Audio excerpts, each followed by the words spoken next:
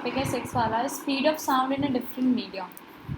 कि मैंने बताया था कि जैसे जैसे मीडियम चेंज होता है, वाटर है या फिर एयर है या क्या है, तो डिपेंड करता है वैसे ही साउंड का।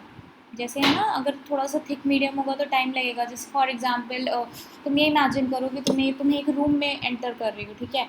अब अगर वो रूम खाली है, ठीक, तो तुम ईज़िली रूम में एंटर करके दूसरे साइड जा सकते हो, है ना। बट अगर वो रूम बहुत ज़्यादा भरा हुआ है, बहुत ज़्यादा लोग हैं, तो तुम्हें टाइम लगेगा। ठीक वैसे ही इमेजिन करो कि एक साउंड का पार्टिकल है, उसको अगर ट्रैवल करना है और मीडियम में मान लो थोड़ा सा थिक है, थिक मतलब कि उसमें ऑलरेडी बहुत ज़्यादा पार्टिकल्स क्लोज हैं, तो उसको टाइम लगेगा ट्रैवल करने में, है ना। तो ये तो जर्नल था, इन्होंने कुछ थ्योरीज प्रूव करी हैं कि जैसे जो क्रैकर है, जब आसमान में क्रैकर क्रैक करता है तो हमें पहले दिखता है, क्योंकि लाइट ज़्यादा जल्दी ट्रैवल करती है कंपैरेटिवली टू साउंड, फिर हमें सुनाई पड़ती है उसकी आवाज़। ठीक वैसे ही साउंड को जो है किसी भी मीडियम में जब वो ट्रैवल कर रहा है तो उसको उसकी जो स्पीड है वो डिपेंड करती है, ठीक है। तो उसकी जो स्पीड है, स्पीड ऑफ साउंड, वो दो फैक्टर्स पे डिपेंड करता है। पहला है इलास्टिसिटी और दूसरा है डेंसिटी। इलास्टिसिटी मतलब कि कितना ज़्यादा जो पार्टिकल्स हैं जो प्रेजेंट है वो कितना ज़्यादा इलास्टिक हैं, क्योंकि इलास्टिक रहेंगे तभी जल्दी जल्दी ट्रैवल हो सकता है। एंड डेंसिटी मतलब कि कितना ज़्यादा डेंस है। रूम वाला एग्जांपल, कि अगर एक रूम में बहुत ज़्यादा लोग हैं और तुमको उस रूम को क्रॉस करना है, मतलब डोर से लेके दूसरे साइड जाना है, तो डेंसिटी ज़्यादा है तो तुम्हें टाइम लगेगा। तो इन्होंने एक्चुअली प्रूव किया हुआ है ये वाला जो इक्वेशन है, v is equal to under root E upon rho. E क्या है? मॉडुलस ऑफ इलास्टिसिटी, ठीक है, और रो क्या है? डेंसिटी है, ठीक। तो ये इक्वेशन है कि वी क्या था? Speed of the sound is equal to under root E upon rho. तो देखो, अगर v is directly proportional to E, v जो है वो डायरेक्टली प्रोपोर्शनल टू ई है ना, मतलब कि जितनी ज़्यादा इलास्टिसिटी होगी उतनी ज़्यादा साउंड की वेलोसिटी होगी, और इन्वर्सली प्रोपोर्शनल है रो के, है ना। तो इन्वर्सली प्रोपोर्शनल का मतलब क्या हो गया कि अगर डेंसिटी ज़्यादा होगी तो साउंड को ट्रैवल करने में बहुत टाइम लगेगा, ठीक। फिर कह रहे हैं न्यूटन को ऐसा लगा कि अगर जब साउंड गैस में ट्रैवल कर रही है तो टेम्परेचर जो है वो चेंज नहीं होता है। तो हमने क्या ले लिया कि जो propagation of sound is an isothermal change.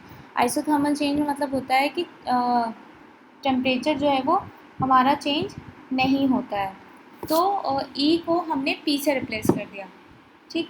तो फिर हमारा इक्वेशन क्या बन गया? v is equal to P upon rho. ये एक्चुअली एक चैप्टर है जिसमें तुम्हें modulus of elasticity, that is Young's modulus कहते हैं उसको, और आइसोथर्मल चेंज, ये पूरा एक्सप्लेन किया गया है। तो अभी के लिए बस इतना समझो, ठीक है। E इक्वल्स टू पी मतलब आइसोथर्मल चेंज, ठीक। P हम डिनोट करते हैं आइसोथर्मल चेंज के लिए। तो P की वैल्यू ये होती है 1.01 इंटू 10⁵ न्यूटन पर मीटर स्क्वायर। रो की ये होती है, तो V क्या निकल आया हमारा? 279.5। तो ऐसा अज्यूम किया गया जब उन्होंने एक्सपेरिमेंट किया स्पीड ऑफ साउंड का, तो उनको पता चला कि जो स्पीड है वो नियरली 330 मीटर पर सेकेंड के इक्वल है। फिर कुछ टाइम बाद लाप्लेस आए। लाप्लेस कहते हैं कि जो साउंड है जब वो गैस में ट्रैवल करती है तो कंप्रेशन और रेयरफैक्शन होता है। हमने पढ़ा था ना कंप्रेशन और रेयरफैक्शन ऊपर। तो there is no exchange of heat in a medium. तो कह रहे हैं कि कोई एक्सचेंज ऑफ हीट नहीं हो रहा है।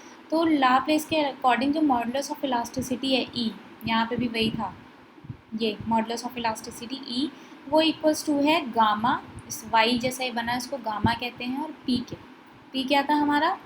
Isothermal change. तो गामा और पी, तो इस ई की जगह जब मैंने गामा और पी रख दिया तो ये बन गया v is equal to under root gamma P upon rho.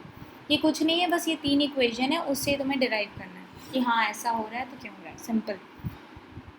तो हमें सारे एक्सपेरिमेंट करने के बाद ये पता चला कि जो स्पीड ऑफ साउंड है वो डिफरेंट होती है डिफरेंट मीडियम में। And the speed of sound is more in solid में ज़्यादा होती है, लिक्विड में कम होती है और गैसेस में और कम होती है। क्यों? सॉलिड में जो सारे पार्टिकल्स एकदम बगल बगल हैं, जैसे एग्जाम्पल तुम पासिंग द पार्सल खेल रही हो, सारे एकदम बगल बगल बैठे हुए हैं, तो फिर जल्दी जल्दी पार्सल पास कर सकते हैं ना। लिक्विड में थोड़ा डिस्टेंस होता है तो टाइम लगता है, गैसेस में बहुत ज़्यादा डिस्टेंस होता है पार्टिकल के बीच में, तो थोड़ा और टाइम लगेगा। तो इन्होंने एक टेबल सी दे रखी है कि गैसेस, एयर में क्या होता है speed of sound, carbon dioxide में क्या होता है, हाइड्रोजन अगर मीडियम होगा तो क्या होगा, लिक्विड में। ये लर्न नहीं करना, एयर का पता होना चाहिए कि 330 होता है, बाकी इंपॉर्टेंट नहीं है, तो लर्न उसको नहीं करना पड़ेगा। नेक्स्ट में देखेंगे फैक्टर्स अफेक्टिंग द स्पीड।